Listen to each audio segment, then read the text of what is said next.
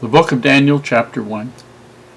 In the 3rd year of the reign of Jehoiakim, king of Judah, came Nebuchadnezzar, king of Babylon, unto Jerusalem, and besieged it. And the Lord gave Jehoiakim, king of Judah, into his hand, with part of the vessels of the house of the God, which he carried into the land of Shinar to the house of his God. And he brought the vessels into the treasure house of his God. And the king spake unto Ashpenaz, the master of his eunuchs, that he should bring certain of the children of Israel, and of the king's seed, and of the princes, children in whom was no blemish, but well favored, and skillful in all wisdom, and cunning in knowledge, and understanding science, and such as had ability in them to stand in the king's palace, and whom they might teach the learning and tongue of the Chaldeans. And the king appointed them a daily provision of the king's meat, and of the wine which he drank, so nourishing them 3 years, that at the end thereof they might stand before the king. Now among these were the children of Judah, Daniel, Hananiah, Mishael, Azariah, unto whom the prince of the eunuchs gave names. For he gave unto Daniel the name Belteshazzar, and to Hananiah of Shadrach, and to Mishael of Meshach, and to Azariah of Abednego.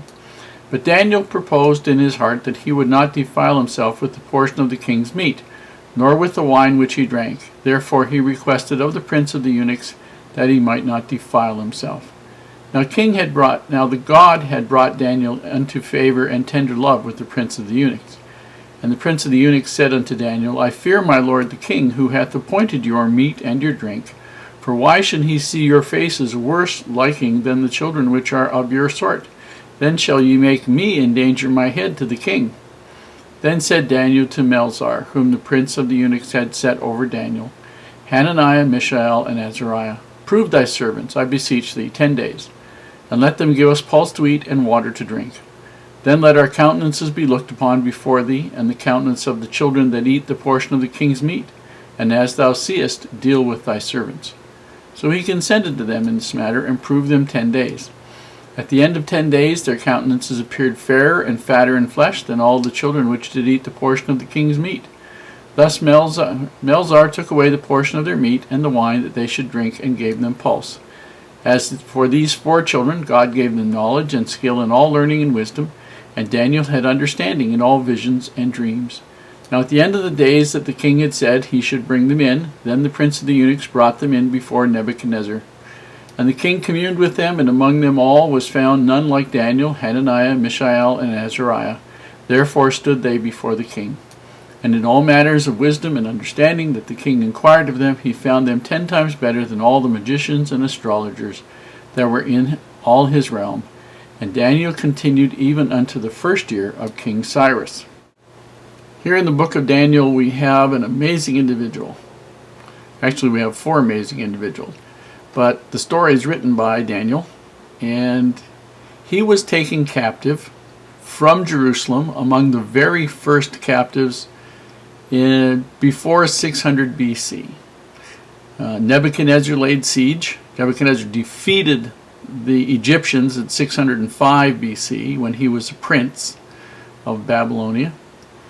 And he found out that his father died and became the king shortly thereafter, and laid siege to Jerusalem, captured it in Jehoiakim's reign, took Jehoiakim and all the princes and all the really special people that they could find at that point in time to Babylon. Among them was Daniel.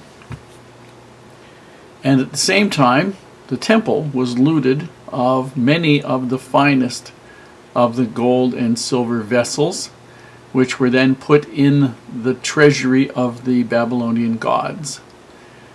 And we get the start of the story. Now Daniel lived in Babylon, so far as we know, all of his life, and he lived through all 70 years of the captivity, and he was well known and well appreciated for the most part by all the kings, and looked forward to, because he knew things and God favored him and he could understand things that were happening. We'll have some stories about that as we go through. It mentions Shinar, and Shinar was the land between the Tigris and Euphrates rivers, on the way to the Persian Gulf, south of where Babylon is. And it's actually the ancient home of the Chaldeans, and actually what is properly called Babylonia. and that's the land of Shinar. It's talking here about the prince of the eunuchs.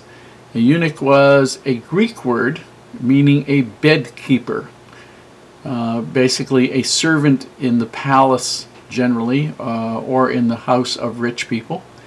But it came to mean somebody, a man, who had been sexually mutilated so he could not father children. Here all we know, and the interesting thing is these individuals often became very, very trusted individuals in the palace, became counselors to the kings and whatnot. And many times all we know from the translation is that the person was called a prince of the eunuchs or a eunuch, but we have no idea whether or not they had been mutilated or anything about them. All we know is that they were an official, and in this case all we know is that the man who was looking after Daniel and his friends was an official in the employ of the king.